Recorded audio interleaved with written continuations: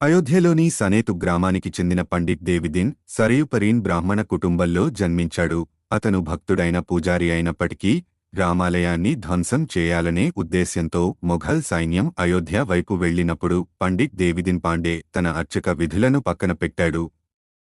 సమీపంలోని బ్రాహ్మణులు మరియు క్షత్రియులను సమీకరించి అతను ఆయుధాలను చేపట్టాడు మరియు మీర్ బాకీ నేతృత్వంలోని మొఘల్ దళాలకు వ్యతిరేకంగా యుద్ధానికి నడిపించాడు. యుద్ధం భీకరంగా జరిగింది. పండిట్ దేవిదిన్ స్వయంగా 700 మంది మొఘళ్లను చేతితో పోరాడారు. యుద్ధం యొక్క వేడిలో ఒక మొఘల్ సైనికుడు వెనుక నుండి ఘోరమైన దెబ్బకొట్టాడు. పండిట్ దేవిదిన్ తలని ముక్కలు చేశాడు.